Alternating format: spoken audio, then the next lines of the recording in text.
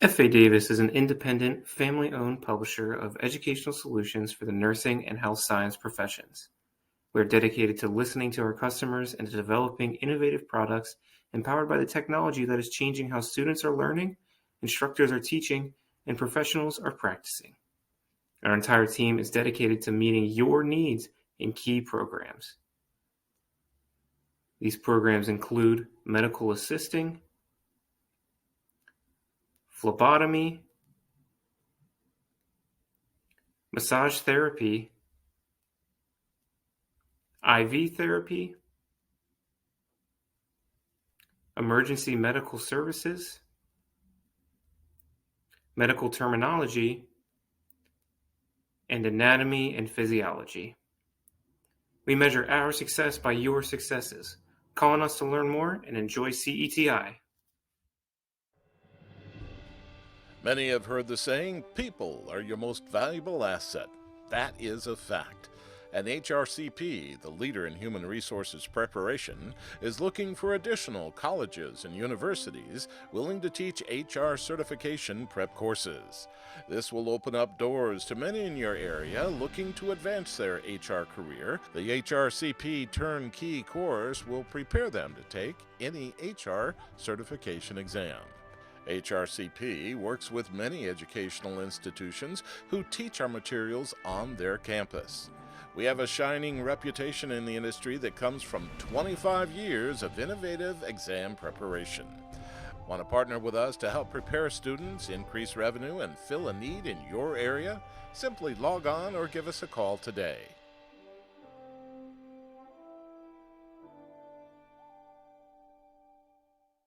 CIW is a leading provider of information technology skills to students and professionals around the world.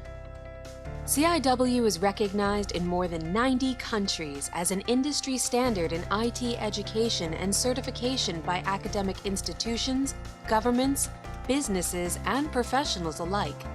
As a global leader in IT education, CIW has educated more than 1 million students and awarded more than 160,000 professional certifications throughout thousands of high schools, colleges, universities, and learning centers worldwide. We prepare students for careers in web development, web design, network and database administration, cybersecurity, applications development, software development, digital marketing, graphic design, and video animation. CIW, where technology careers are built. Welcome to the American Medical Certification Association, working together to develop quality allied healthcare professionals. AMCA continues to provide free study material and practice tests, free job placement assistance, free instructor testing, along with comprehensive reporting and our top quality customer service. The AMCA has 11 certification exams, 5 NCCA credit exams, and 3 career advancement programs. Choose the AMCA for your national certification needs.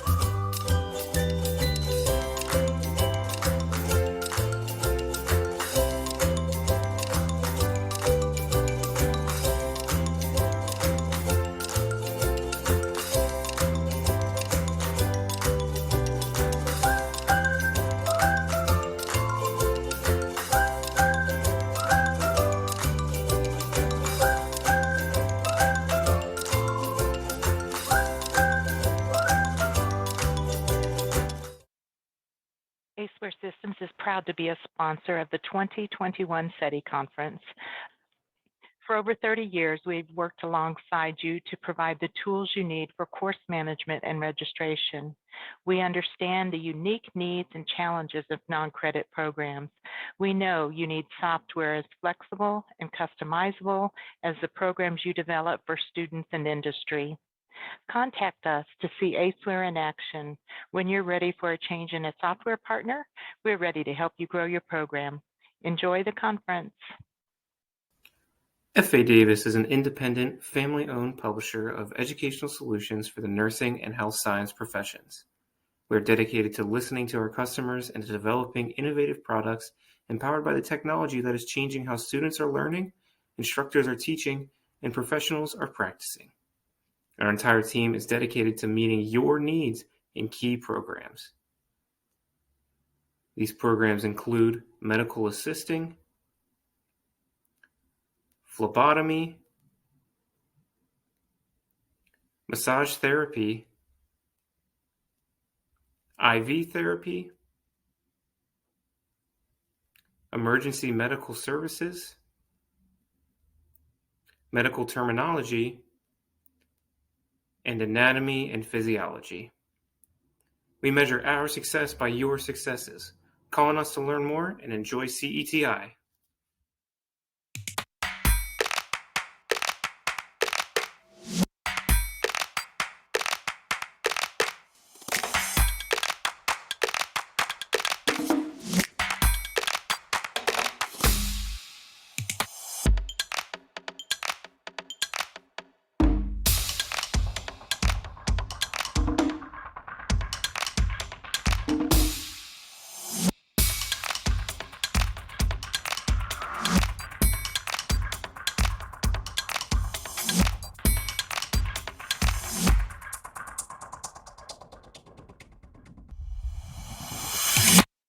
CIW is a leading provider of information technology skills to students and professionals around the world.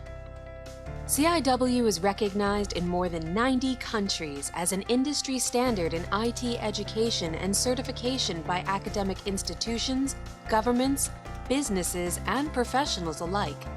As a global leader in IT education, CIW has educated more than 1 million students and awarded more than 160,000 professional certifications throughout thousands of high schools, colleges, universities, and learning centers worldwide.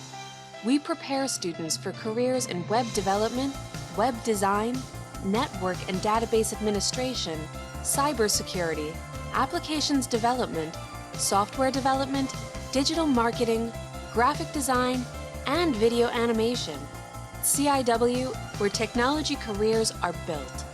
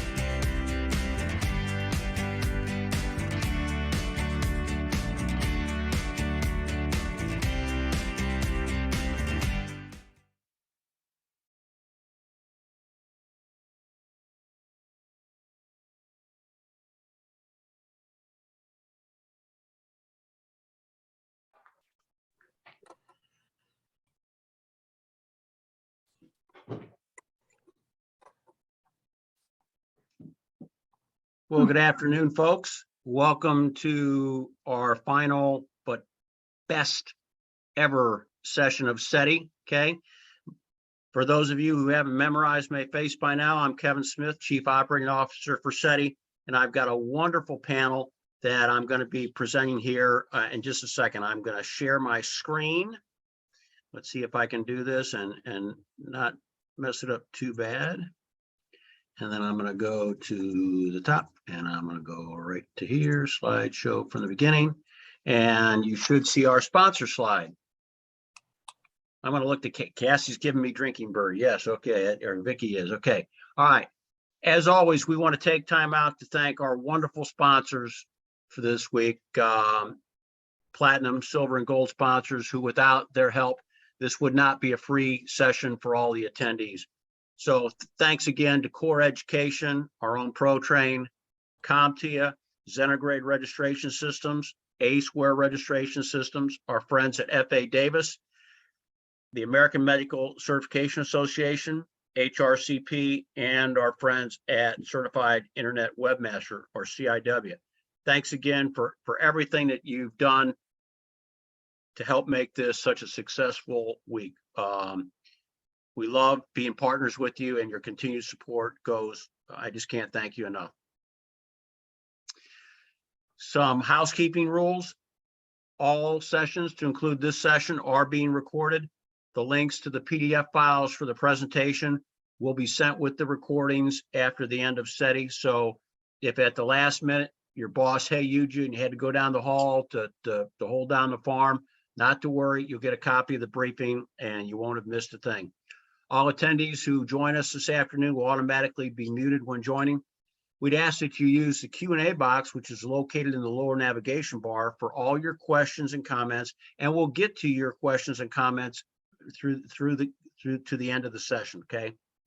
For social media, we're using hashtag SETI 2022, and we would really like to invite everybody to consider joining the SETI alumni group on LinkedIn. You can Google it, you go right in there, request to join. I'll go in there and approve you. And the beauty of that is that it creates a forum so that after SETI, educators, workforce development leaders, industry leaders have a place to go and collaborate thoughts, ideas, programs. So they've got a place where they know people are talking the same talk about trying to get people the education they need to be a success in today's economy. So I'd ask you to seriously consider joining our SETI alumni group on LinkedIn. As I said before, today's session is let me go back one, a workforce best practices panel, okay? There's been a lot of lessons learned that the pandemic has brought to light. We've seen a high of almost 14% unemployment down to currently it's about 3.9. But there's a lot of masked numbers in there. And we wanted to get the workforce panel experts in front of educators today to help tell their story and tell us what they're seeing in this post-pandemic era. And so that we're all, as educators or those who support education of those who are unemployed or underemployed, can best support those successes in the future with these great Americans. First, I'm going to introduce our friends from the great state of New Mexico. Vicki Davis is the program manager for the Eastern Area Workforce Development Board. She's been with Workforce Development now for almost 15 years. I can tell you that you don't have to see or read passionate. When you hear her, she bleeds passion about taking care of the customer and making sure that what they're offering in Eastern New Mexico is a part of the strategies that are there to help the opportunities for people get the skills they need to get back to work. I mean, we love working with her. Her counterpart, Cassie Brockman, is a lead dislocated worker career coach in the same region as Vicki, and she's been working with Title I now for about 5 years. Totally dedicated the last couple of years to dislocated workers specifically. Her goal is to continually try to find new and creative ways to get unemployed and underemployed populations excited to get back to work and become self-sustained again. So my friends from New Mexico, I want to welcome you to the panel today.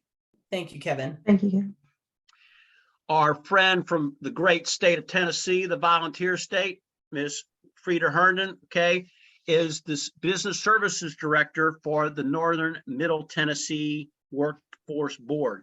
Primary responsibility for managing services for businesses with an emphasis on employer grant funding opportunities such as apprenticeships and incumbent workforce training. You're going to hear a lot about that today in her presentation.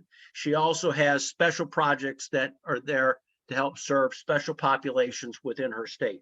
She also manages the eligible training provider list. Okay, so we're constantly, whispering in her ear about what do you need, what do we have, what can we do to help you with the schools that we support in Tennessee that are using those programs. Okay, she's been with Workforce Essentials now for about 8 years, and throughout her tenure, she's had the opportunity to work at various state, public, and private partnerships within the AJC system in 13 different counties served by the Workforce Board.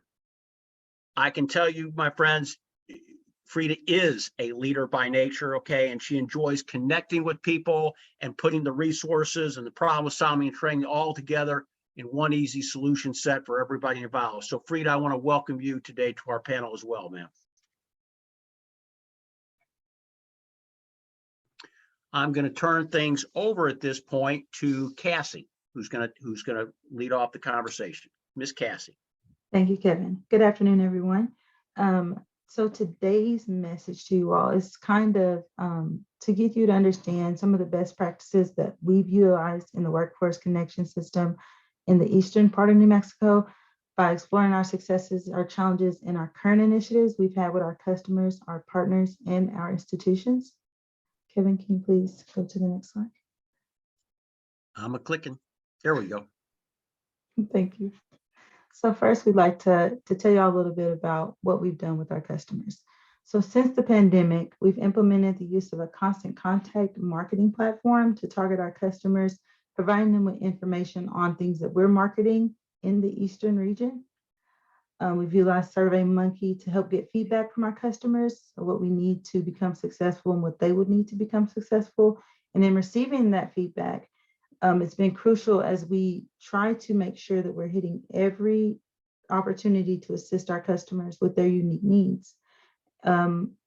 Each office in the Eastern region provides hot job postings via YouTube that we share across every platform that we are visible on, like Facebook and Instagram, to reach out to more customers, to get the word out about what types of jobs are out there and the employers that are in desperate need of our assistance.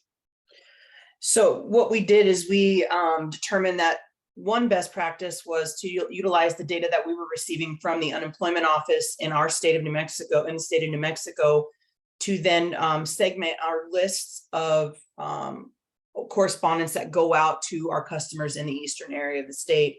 We're a very large area. We are also very rural.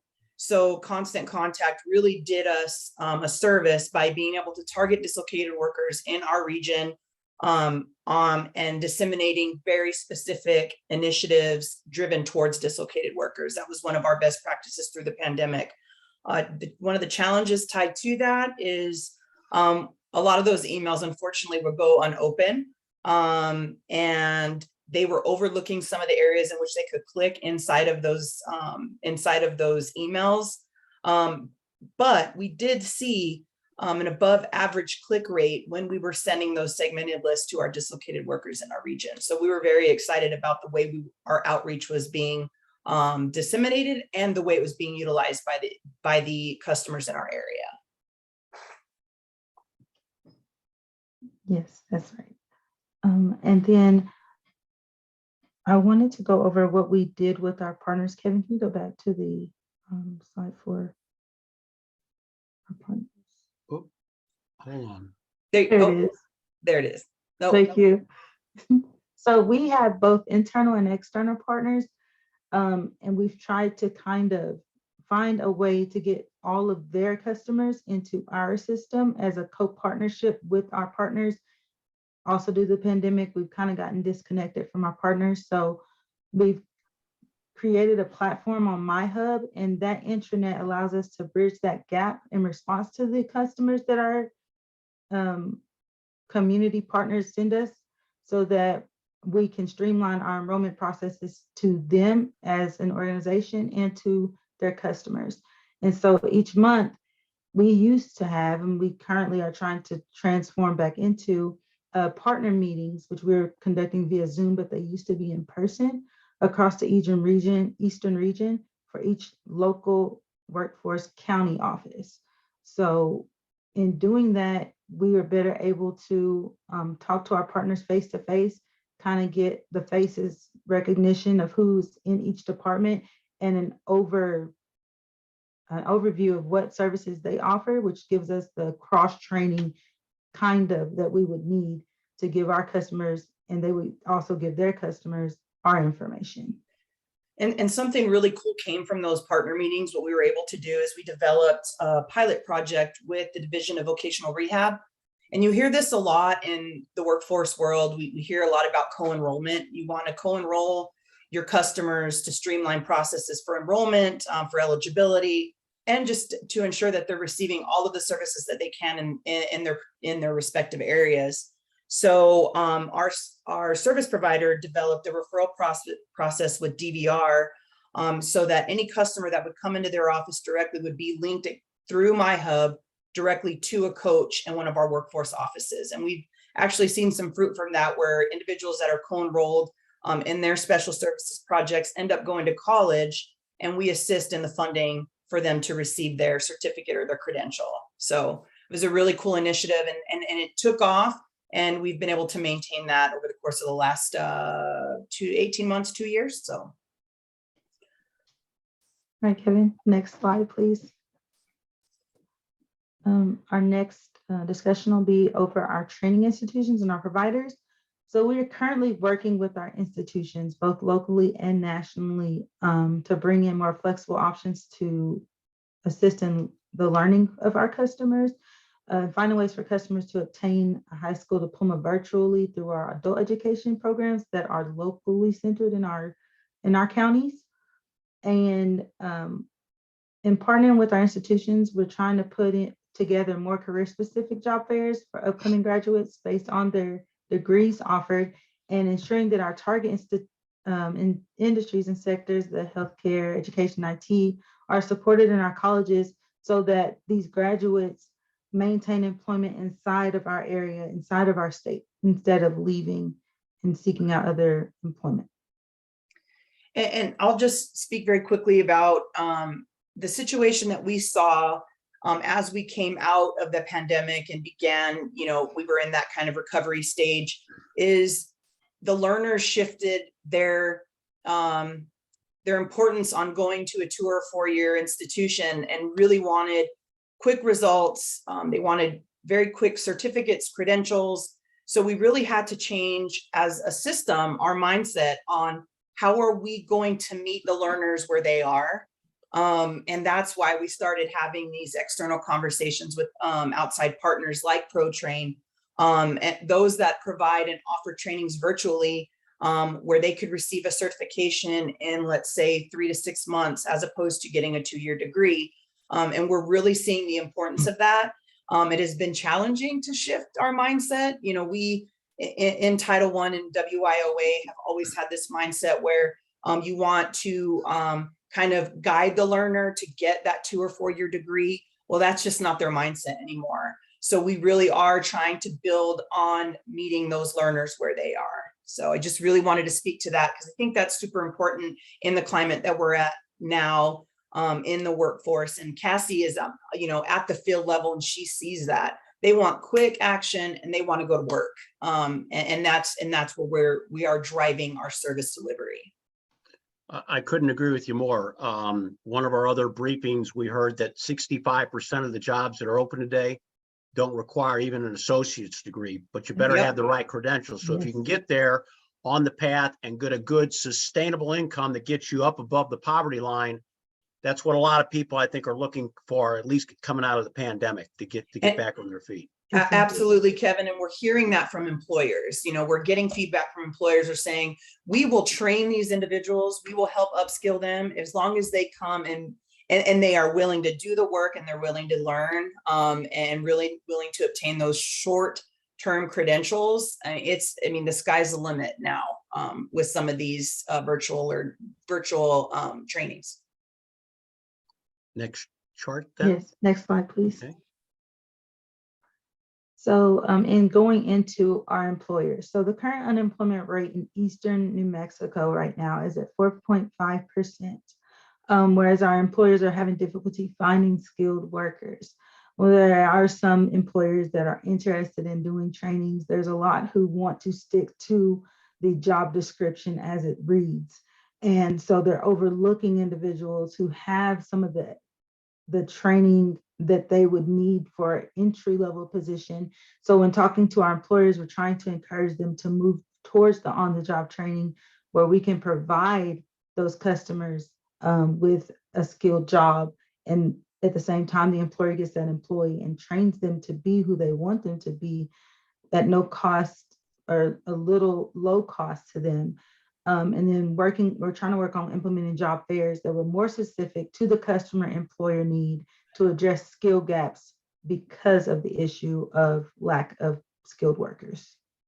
Yeah, just being able to have an event where we're targeting specific sectors, career pathways to drive those workers, those workers that might not have all the skills, but have some skills where they could learn some of those additional skills on the job. And another really exciting thing that we've done is we have an apprenticeship coordinator in the East. She's awesome. And she has really kind of taken the helm and created apprenticeship pathways in the East. So we're working really heavily with electricians, some in the automotive industry, some of those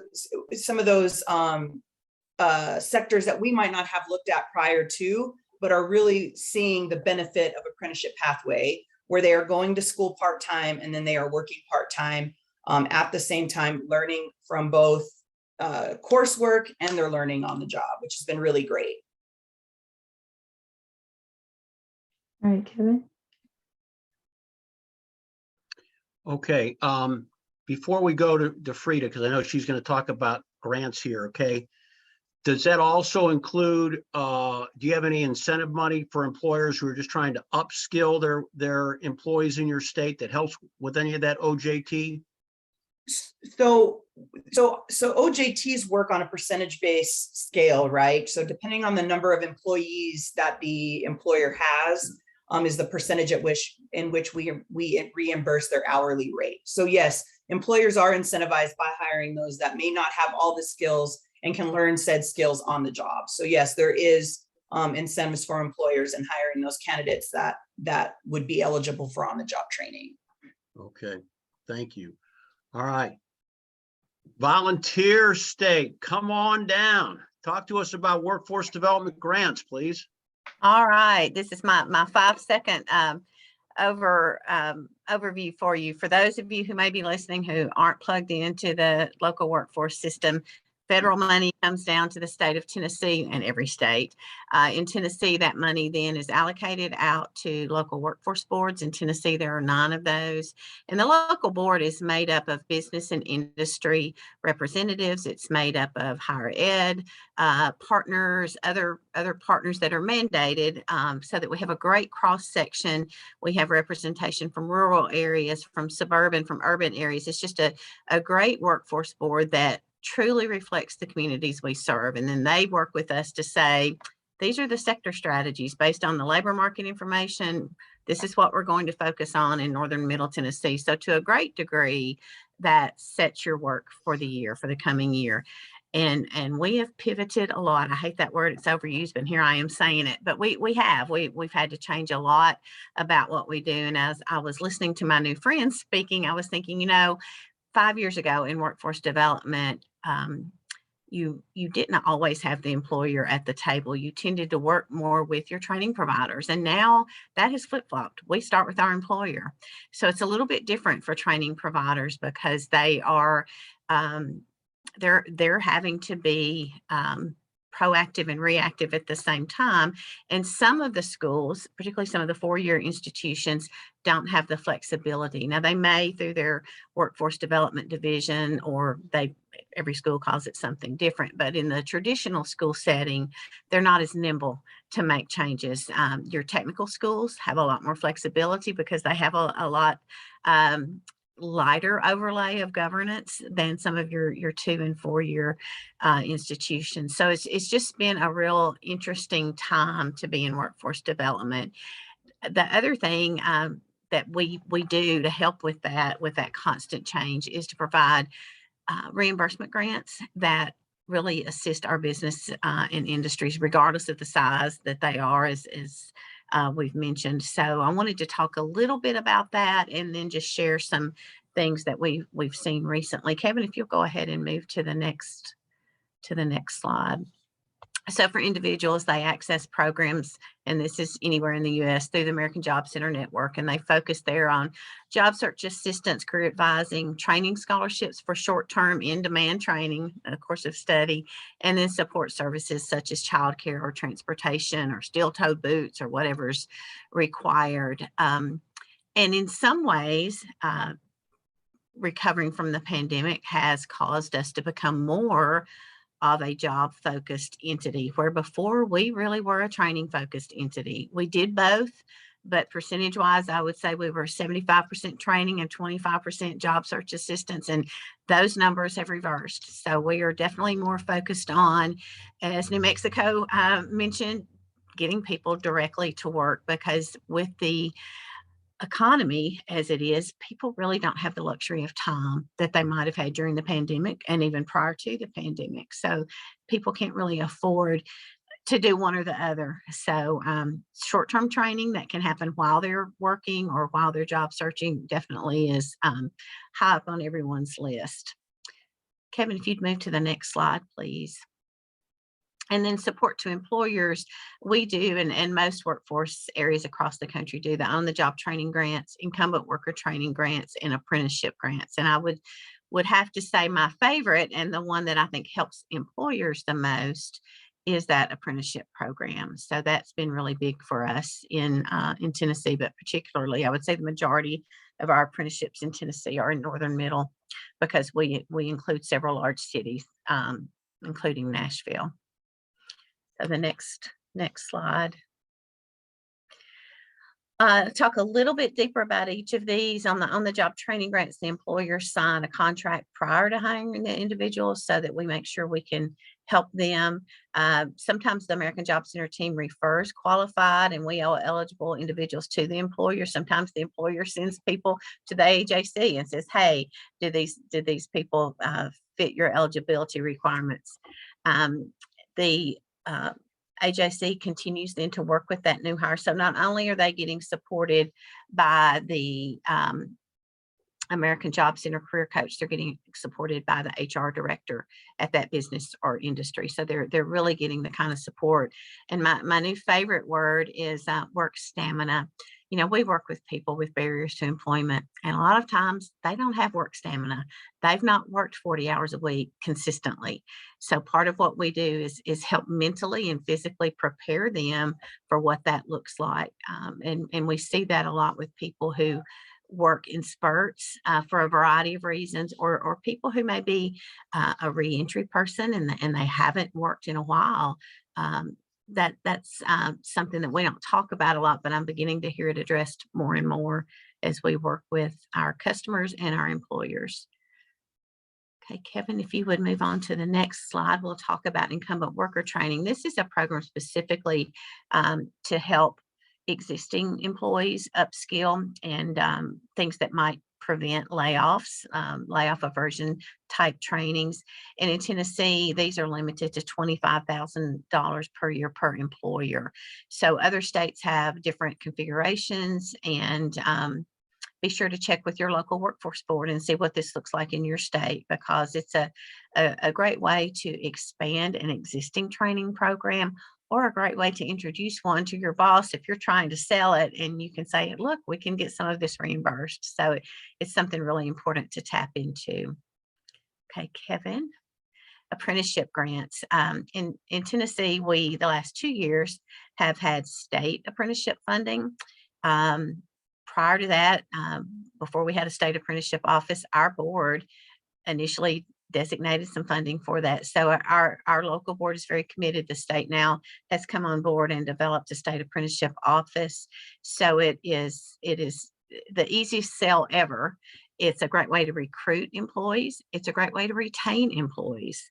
It's a great way to make sure that the plumbers you're getting, or the electricians you're getting, or the office administration people you're getting meet your needs as an employer. The employers definitely are able to impact and build out those training guidelines, so they have a lot of control over it.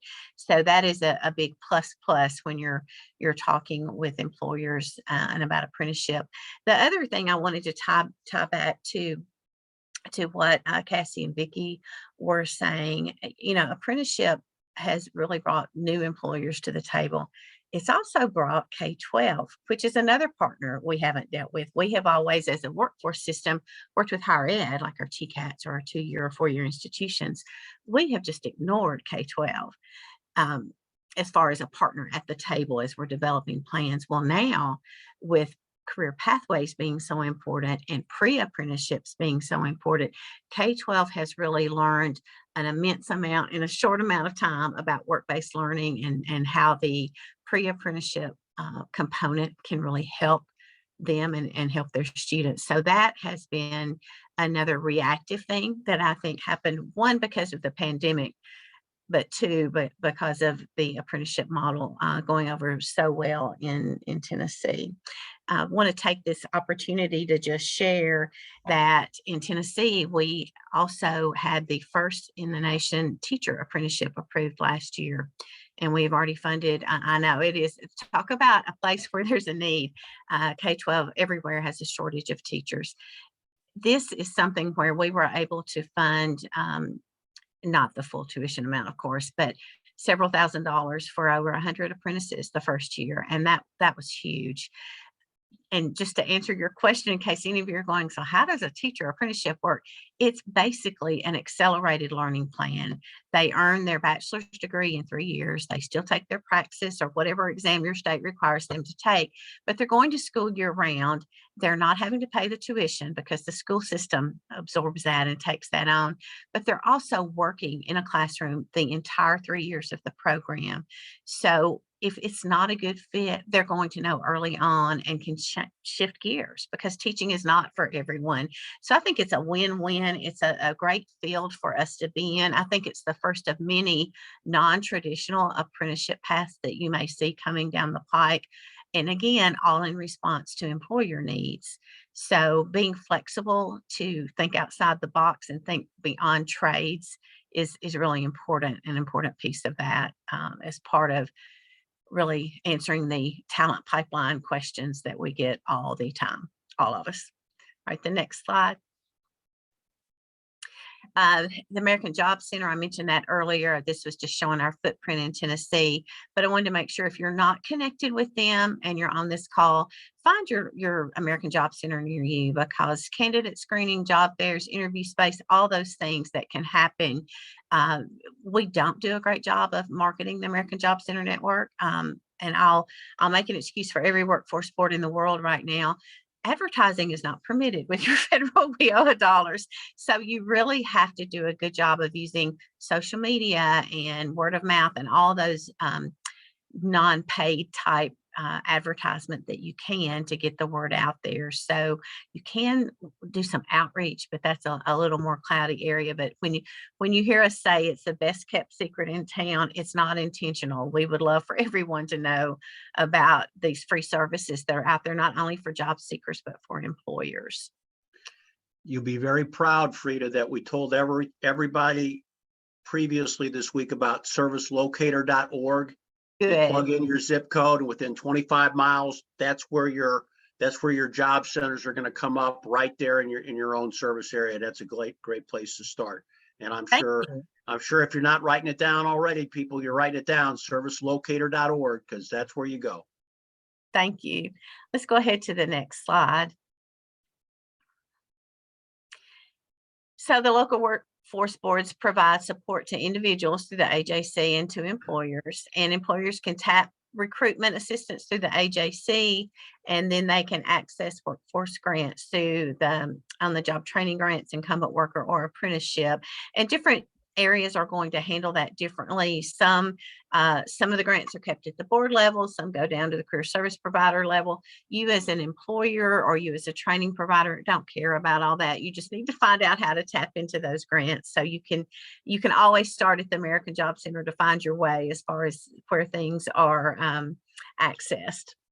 So let's go ahead to the next slide. That may have been my last one. It is. One other thing I wanted to talk just real briefly about was special populations. And we're doing a lot with military because we have Fort Campbell, which is on the Tennessee-Kentucky border, where there are up to 400 soldiers transitioning out of the military. We're trying to grab as many of them as we can and keep them in our area because they are great additions to the workforce. So if you have a military base in your area, I would say that's another connection for you to make that's well worth your time and energy and working through those hoops to get involved and be allowed to have access, but definitely worth it. And then the other one is reentry. We're doing a lot with reentry, and employers, I'm finding, are becoming more and more open to second chance if they can. Some of them are hindered by insurance and the type of business they have and other things, and I understand that. But many more who a few years ago would have just flat out said no are now rethinking that. And it's driven partly because there are more jobs than there are employees, at least in our area of the country. So that is a great side effect of this problem that we have, is that many employers are becoming second chance employers, which is good to see. I think that's all I've got, Kevin.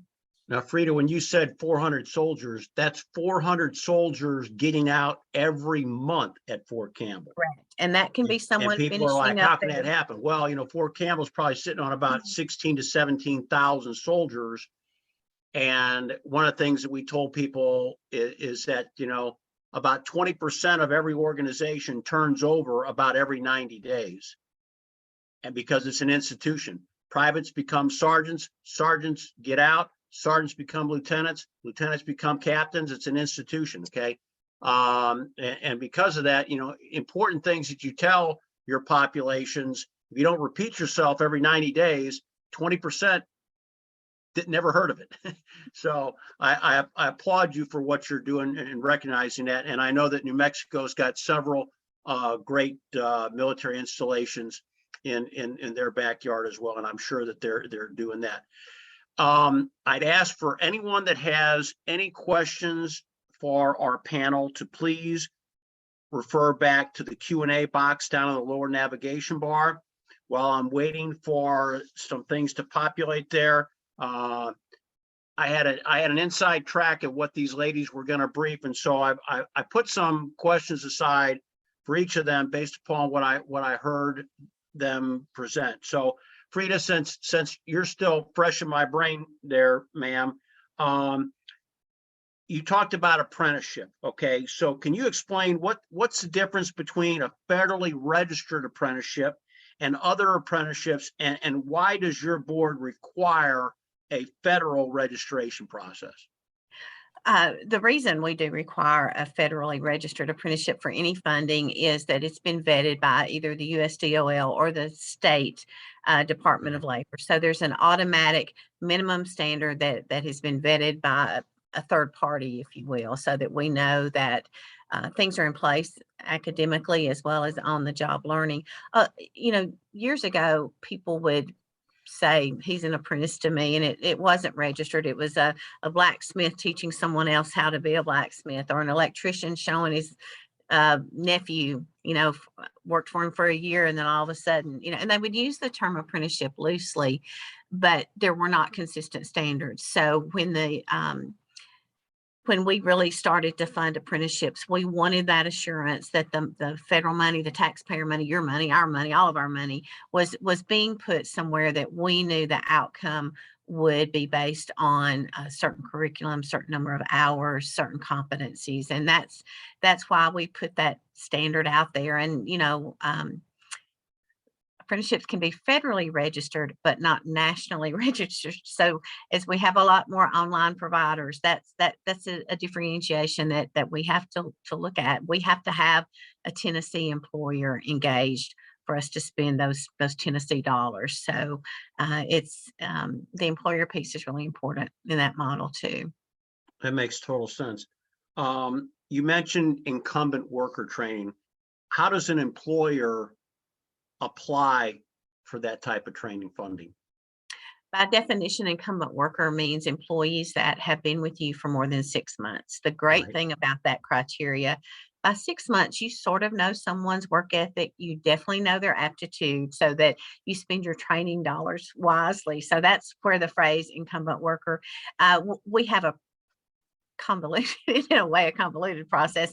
In Tennessee, they employers apply through Jobs for 10, which is our state database for all things Department of Labor, that then gets sent to us, and then we do a local application. There's a few extra little steps in there. I try to work with employers and help them by sending early on, guidelines, what's allowable, what's not, and to make it just as seamless as we can. Help them with paperwork, all those things, so that they're not having to feel like they have to hire another person to manage this grant. Same thing with apprenticeship. We try to do as much of the pre-work as we can when we're meeting with employers, so that we keep there's a lot of required paperwork because it's federal money, and that's just part of it, but we try to keep the headache part of it to a minimum for our employers and participants.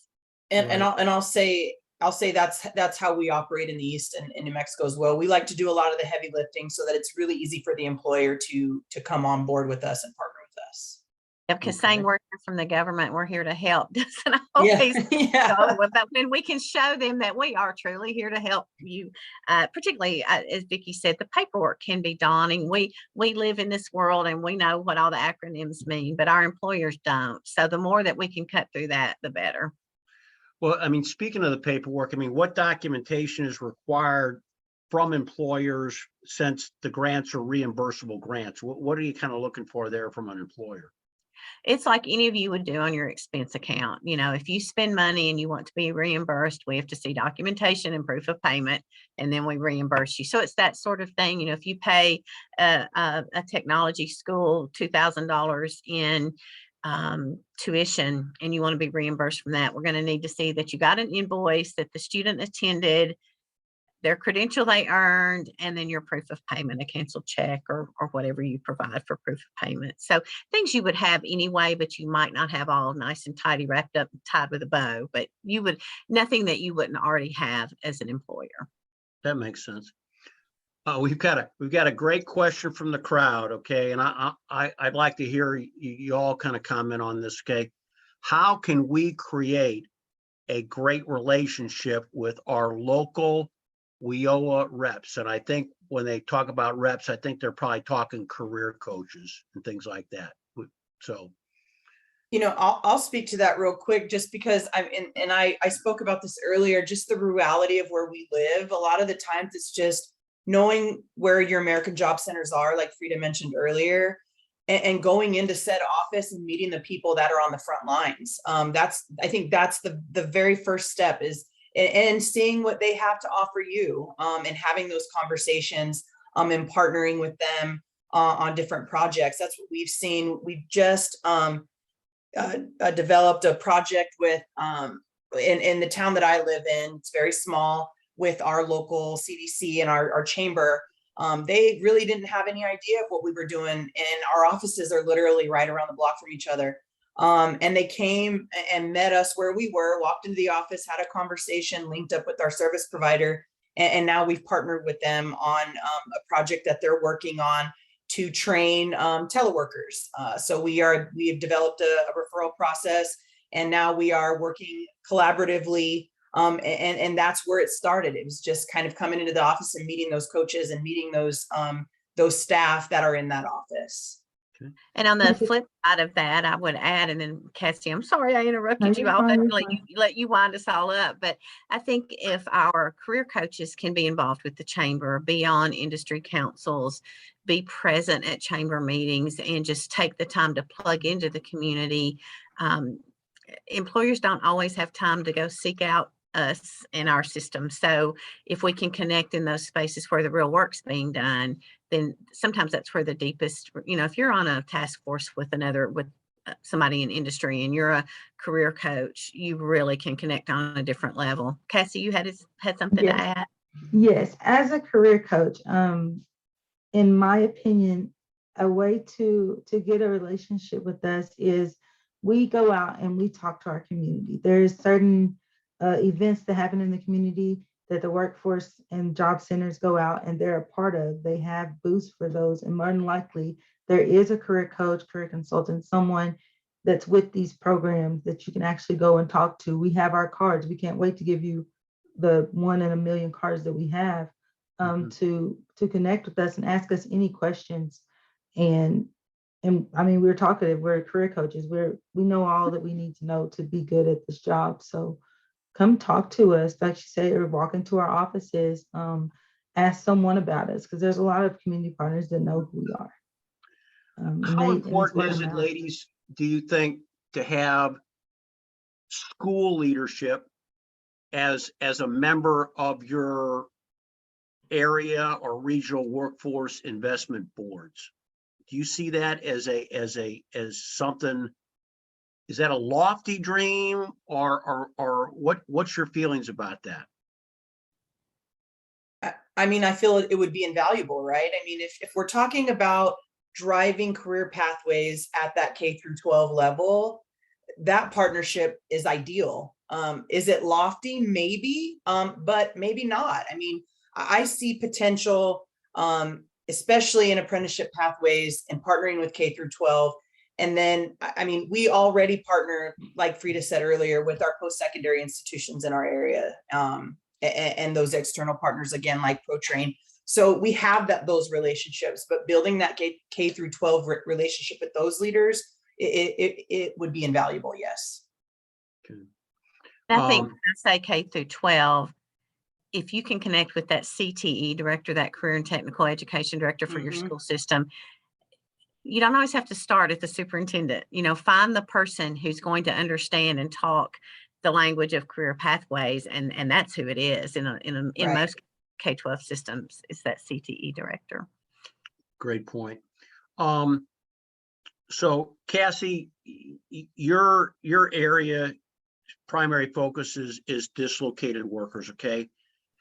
Sure. Tell us what do you see are some of the real challenges going on in your area about getting dislocated workers fired up to get back to work? Because we see this statistic that says the unemployment rate is 3.9%, but there's about another 14% that just don't get counted in that statistic because they just don't choose to go back to work. I don't know how they're paying their bills, but they made a choice not to work, and for some reason they're not counted in that unemployment number. But to me, they're still dislocated because they're not at work. So what are some of the challenges involved in that you see, and how can we get around some of those barriers? A lot of the challenges that I am seeing is the unemployment rate is low, but there's still individuals on unemployment. They are not seeing unemployment as a temporary, and they're carrying on with it the whole entirety of the 6 months, or whatever your state is, to exhaust those benefits. And I talk to dislocated workers every single day. That's all I do.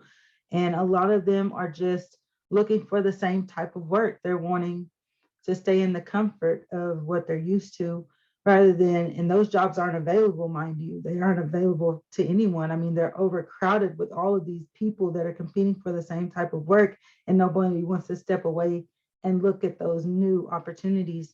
So I think it's fear kind of failing to advance in career.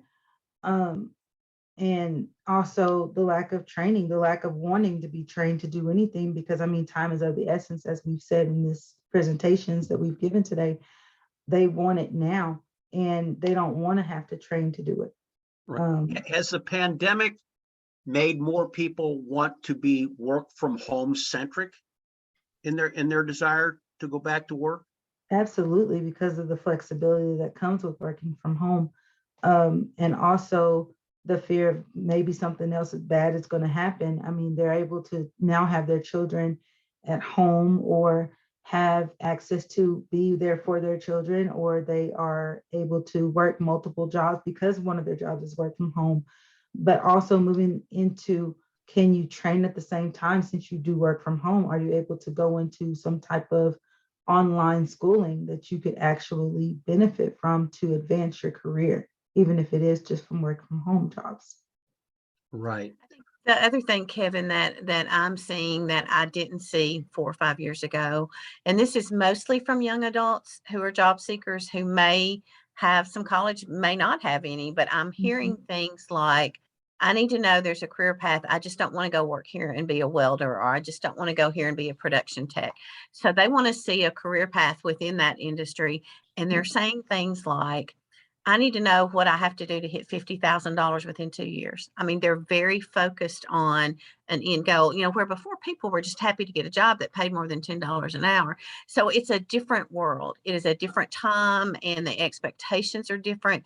And the articulation from young people about wanting that is catching some, now, this is going to sound bad if I say it. Let me think. Some very traditional workforce environments that don't know how to take that don't really see it as a generational shift, which is really Right. what it is. It's not negative, but some people, if they're not keeping up with trends, may view that as a negative. I think it's a positive if a young person is asking those kinds of questions. It shows they have some drive and some ambition, but it's something I didn't hear 5 years ago at all. So Well, I that's think been it's a two-way street. I think not only the worker knows what they want and what these younger workers want today versus what you and I wanted to work for when we were growing up, are two different things. There's a lot more immediate gratification required, I think, by this younger generation. There are a lot of kids that get done going through a 4-year degree and think that it's a God-given, inalienable right to have a 6-digit job. And you're like, okay, so what did you get your degree in? Middle Eastern art appreciation. And you're like, really? And no joke, I met a wonderful young lady in Killeen, Texas. We were out visiting Fort Hood, and she was beaming, and she just wanted to tell us how happy she was she graduated. And Betty asked her, so what'd you get your degree in? Middle Eastern art appreciation. And we looked at each other like, you're kidding me, right? I said, okay, so what do you want to do with that? The dad in me came out at that point. She goes, well, I want to get a job. I've been living with mom and dad. I want to get out on my own. I said, okay, tell me what jobs in Killeen, Texas are hiring Middle Eastern art appreciation. It's like I was the first person on the face of the planet that gave her the reality pill that day, and she turned as white as a ghost.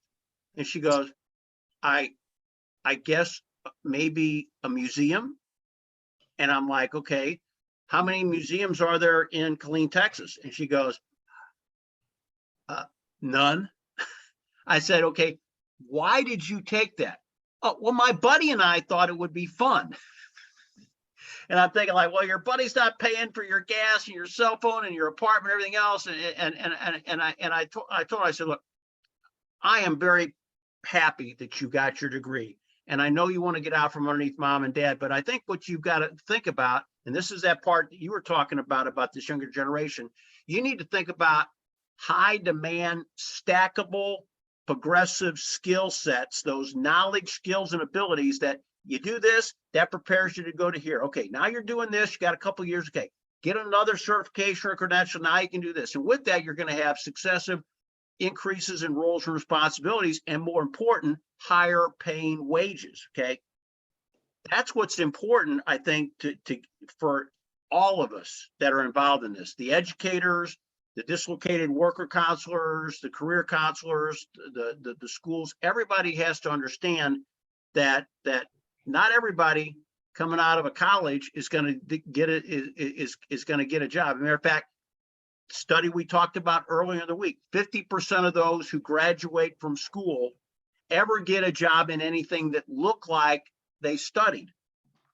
But their 4-year degree took them 5.3 years to get it, and they wound up with a $65,000 federal student loan over their head. Okay, so I mean, in light of that, let me ask you ladies this, are you seeing more degree seeking job seekers looking for help, or more people that just want to get a credential and then go from there? I'm seeing more that want to get a quick certificate or credential and get to work is what we're seeing. And Rena, how that, about you? I would agree. And part of that is typically your University Path students are not coming to the American Job Center. We're not interacting with them. But I think what I'm seeing less of is grandmama calling and saying, take care of my grandson. It's living in the basement. You know, I'm seeing more active engagement from young people who are not going to college, and they are, I think it's coming up through K-12, you know, their focus now is you need to find a self-sustaining wage. And so they're hearing it at school in ways they haven't before. And I think community messaging is better about, you know, we need tradespeople, we need IT people, we need, I think the word is being communicated more effectively so that we're reaching those non-4-year degree bound students. We talked about the at-risk student this week.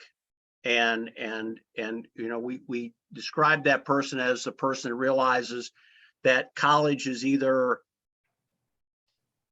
they just don't like being a student because the college really isn't a good you know, fit for them, or maybe it's just financially too far out that they're not going to be able to grasp it. Okay, but you know, when you look at what's going on in high schools, most high school counselors are spending 95% of their time on 2% of the population because those are real problem children. Okay, but there's another couple dozen students a day that probably could use some coaching and counseling about other alternatives are out there.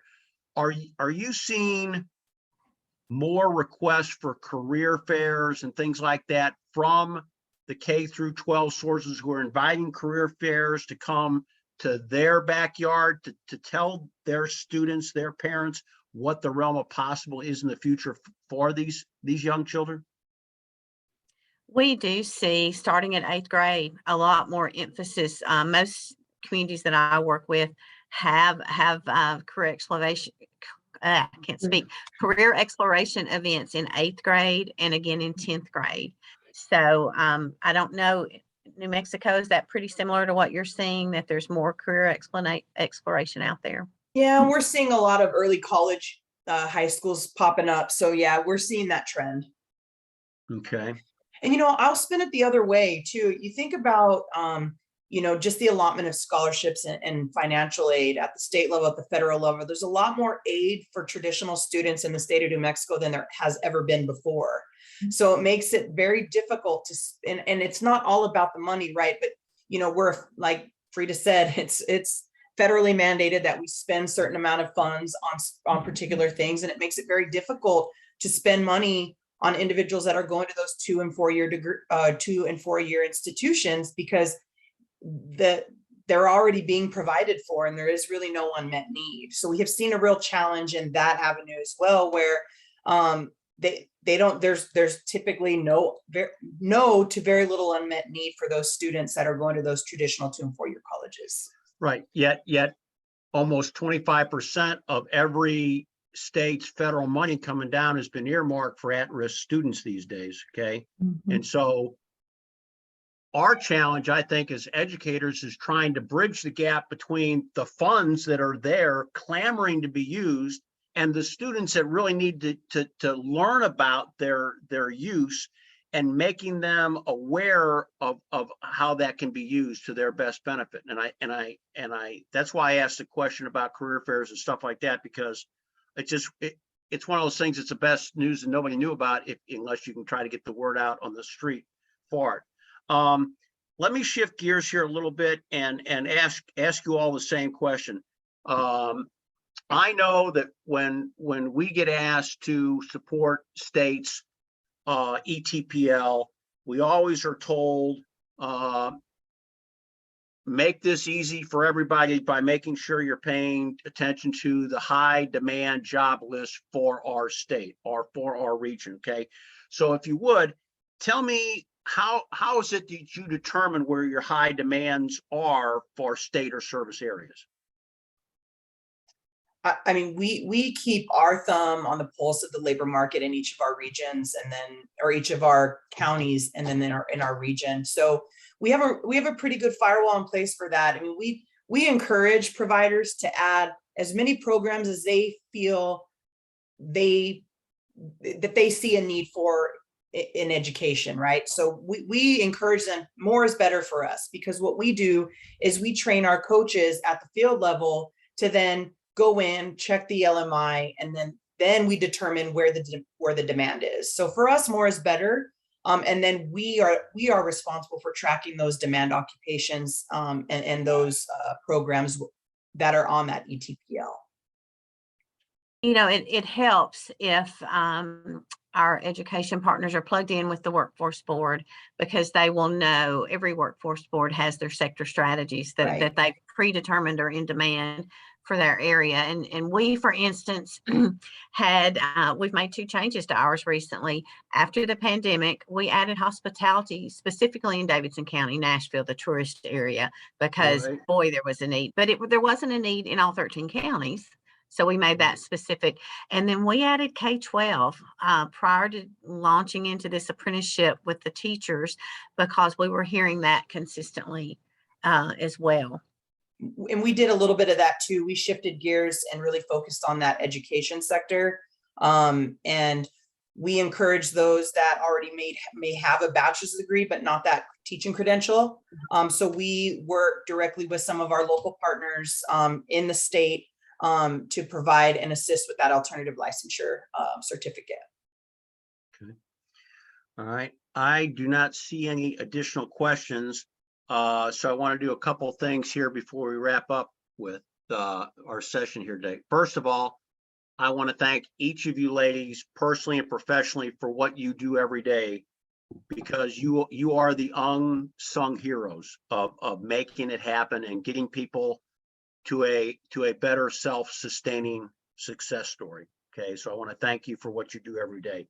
I want to thank all of our great sponsors that we have enjoyed their benefits of having donated some great funds this week, so that everybody could attend SETI at no charge other than their own time.